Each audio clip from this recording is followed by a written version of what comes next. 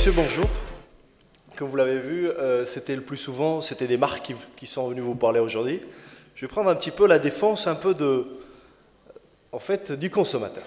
Du consommateur, et puisqu'il y a une interaction, on a besoin des marques. Nous, consommateurs, on ne veut pas détruire les marques.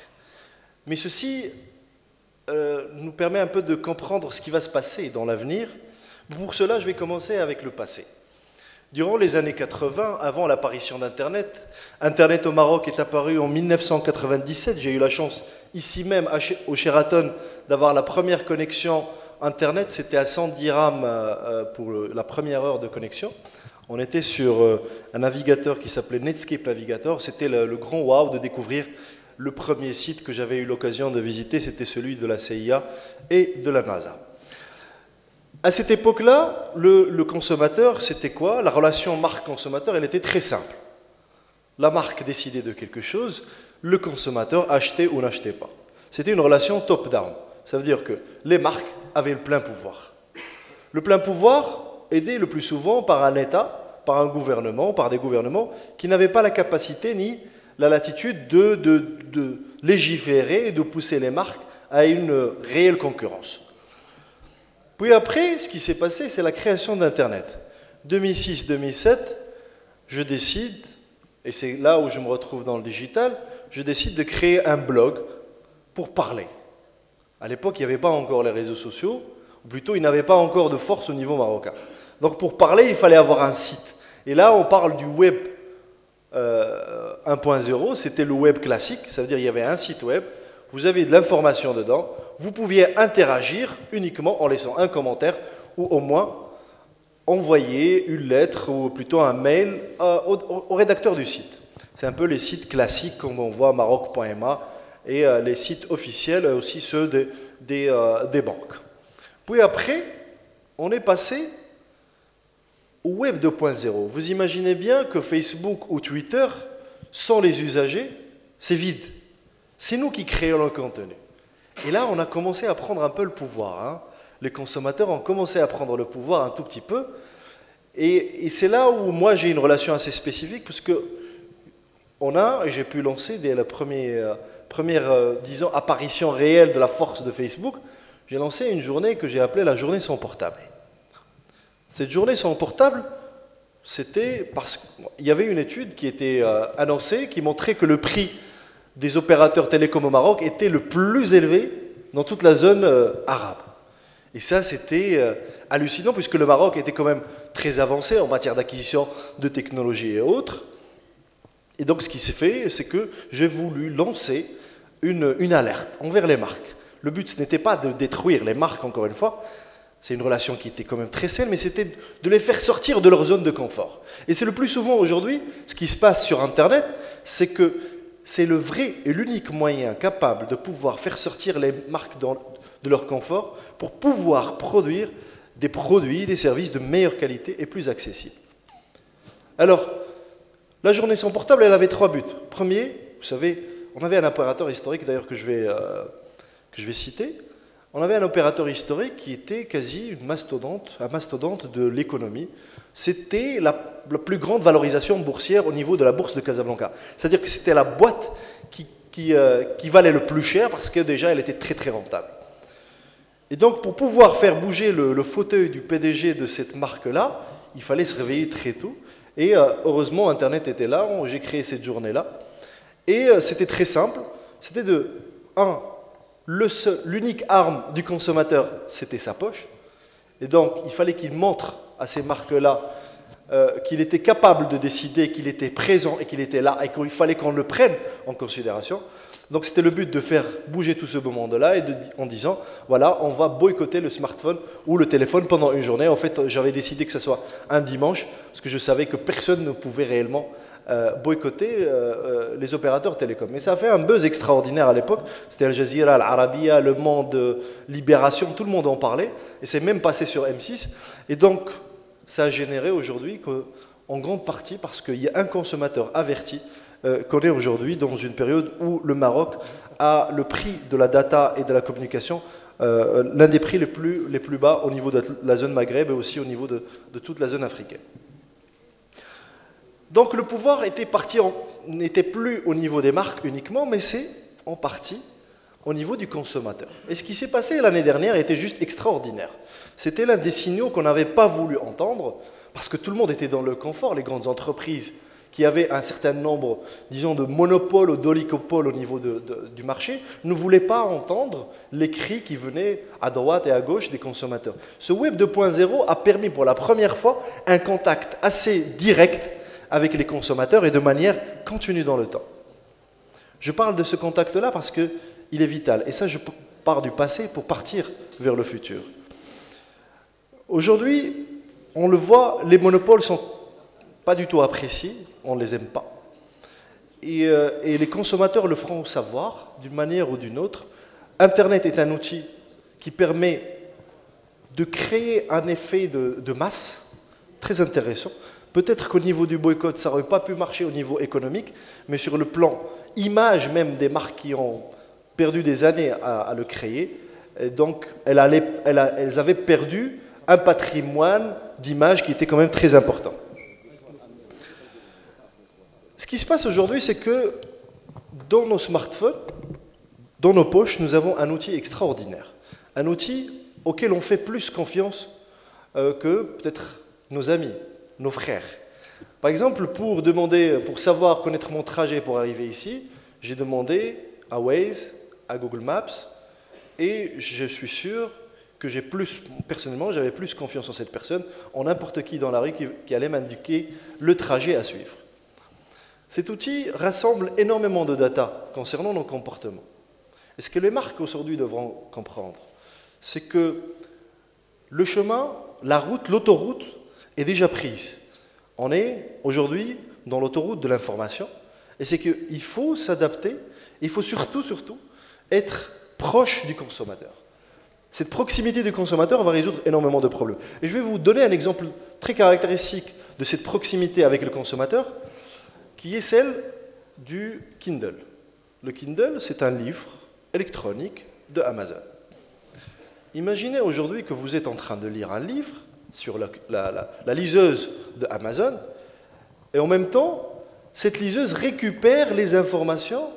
Qu'est-ce que vous ressentez à travers votre regard, à travers votre faciès et autres, parce qu'il y a une petite caméra. Elle rassemble les données concernant votre sentiment en lisant un passage du livre. En fait, avant, on lisait le livre, maintenant, c'est le livre qui nous lit. Et ce qui se passe, c'est qu'ils adaptent leur écrit, ils adaptent leur contenu. Ces GAFA, qu'on appelle aujourd'hui les grands fournisseurs d'Internet, ils nous lisent et ils essaient de s'adapter de manière instantanée et directe. La pub aujourd'hui est une pub qui est très ciblée. On peut vous donner une pub, avant on faisait une pub générale, mais c'est aujourd'hui une pub très ciblée. On sait que vous aimez plus la couleur bleue que la couleur rouge. Chaque jour, ce que nous produisons, nous, au niveau de l'humanité, comme data, si on l'écrivait sur un bout de papier avec un caractère 11, que vous connaissez très bien, et qu'on empilait ces papiers-là, ça ferait le trajet, la distance la distance Terre-Lune 2 fois, en une journée. Donc toute cette data-là, c'est ce qu'on appelle la big data, c'est cette capacité de pouvoir l'analyser. Et les marques aujourd'hui, si elles sont indispensables, et si elles passent dans la concurrence, c'est parce qu'on a accès à l'information. Et un consommateur qui est informé est un consommateur averti. Aujourd'hui, je prends un exemple très simple et qui me paraît très dangereux, parce qu'au Maroc, on est en train de prendre un retard extraordinaire sur ce côté de data. On était très en avance, et encore une fois, on est en train de prendre du retard extraordinaire. On a raté la révolution industrielle et on est en train de rater la révolution data. Ce qui se passe, c'est que, par exemple, regardez le monopole, pourquoi il est mauvais. Pourquoi aujourd'hui vous avez des exemples comme Ekchouan, Eknouan et tous autres qui sont un peu limite stupides, ridicules, et qui prennent le devant.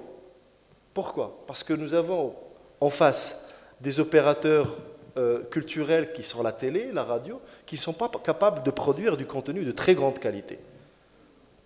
1. 2, c'est un phénomène culturel qu'on peut aborder dans une autre discussion, qui est très fort parce qu'on a besoin de divertissement un peu partout sur Internet, et on n'en produit pas assez. Alors ce qui s'est passé réellement, c'est qu'on n'a pas créé d'offres alternatives à la télé au Maroc. Aujourd'hui, si Netflix s'installe très bien au Maroc, c'est parce que la télé marocaine ne peut pas offrir tout cela. Et qu'est-ce qui se passe? Pourquoi? Parce que nous avons encore une fois un monopole. Un monopole dans le côté filaire des opérateurs télécoms. Il y a un opérateur qui gère 99% du patrimoine du fibre, de la cuivre, je parle de la DSL, 99% est géré par un seul opérateur.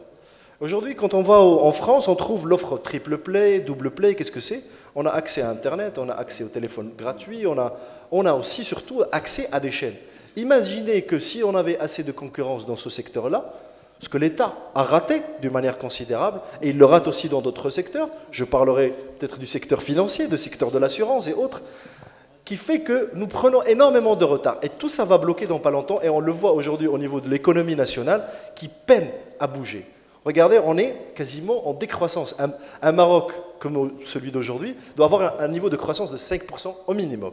Mais on est aujourd'hui, on tourne en 2,9 parce que, encore une fois, le manque de concurrence. Et cette concurrence ne peut venir que des citoyens. Et si on lui ouvre aujourd'hui les canaux de l'information. Aujourd'hui, nous avons beaucoup d'informations. Auparavant, pour avoir accès à l'information, il fallait partir dans une bibliothèque, lire un livre et autres. Donc l'information était très rare, elle avait beaucoup de valeur. Aujourd'hui, ce qui se passe, c'est que nous avons trop d'informations. Et les marques, pour pouvoir se retrouver auprès du consommateur aujourd'hui qui est omnibulé par tant d'informations, par tant de... Il suffit juste de prendre Facebook et voir tant de publications, de vidéos. Il faut qu'elle innove. Elle innove de manière très très sérieuse pour être à proximité de ce consommateur-là. Elle a deux moyens. Premier, c'est de bien exploiter la data. La data aujourd'hui au Maroc est très très mal exploitée. Je peux vous donner un exemple encore des opérateurs télécoms. Ils savent très bien où est-ce qu'on se trouve maintenant, sans que vous activiez votre GPS. Il suffit juste d'avoir de la triangulation, et ça, ils l'ont de manière assez extraordinaire. Demain, l'opérateur télécom, ça ne sera plus un pourvoyeur d'outils de communication, ça sera plutôt un gestionnaire de l'information qu'on lui a donnée. Et ce qui se passe, c'est que pour aller dans le futur, c'est très simple. Il faut savoir que nous allons encore prendre du retard, que nous avons une capacité extraordinaire à gérer notre data qu'on n'exploite pas. Et ce qui va se passer, c'est que le Maroc, au niveau économique aujourd'hui, il est visible au niveau du scanner de l'économie mondiale. C'est parce qu'il produit des voitures, il exporte de la matière première, il a des services et autres. Mais demain, ces services-là, qui n'ont pas une grande valeur ajoutée, pourront être complètement transformés à travers la robotisation et l'automatisation. Et on perdra énormément d'emplois, vous allez le voir dans le secteur bancaire, on n'aime pas le dire, mais les agents bancaires vont être réduits d'une manière assez considérable. Alors qu'est-ce que le Maroc pourrait produire et pouvoir exporter au niveau mondial? Une grande question que je pose, et je demande aujourd'hui, j'espère qu'il y aura une prise de conscience extraordinaire. Vous avez vu, je suis parti un peu des marques, de l'histoire vers le futur, mais il y a trois conditions pour qu'on puisse réussir. Un, le libre accès à l'information. Et pour la première fois, on a une loi qui vient de passer, qui vient d'être effective il y a 2 jours, qui nous permet d'avoir accès à l'information. Deux, y compris aujourd'hui au niveau des opérateurs qui utilisent et exploitent notre data, de manière ou d'une autre, les hôteliers, les banquiers aujourd'hui, qui peut-être ne regardent même pas cette data-là, mais d'autres ont pris les devants. Premier, accès à l'information.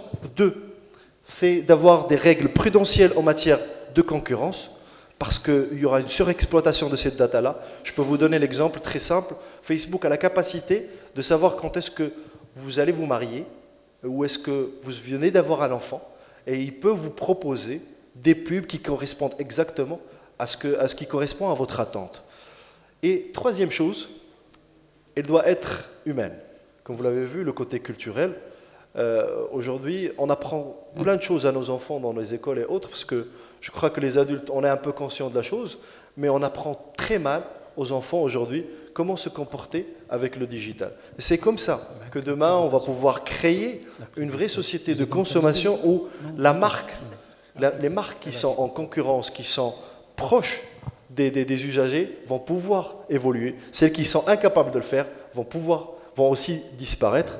Donc, le futur, c'est énormément d'inconnus, mais je suis sûr que le Maroc saura rebondir et faire les choses bien comme il faut. Merci beaucoup. Merci.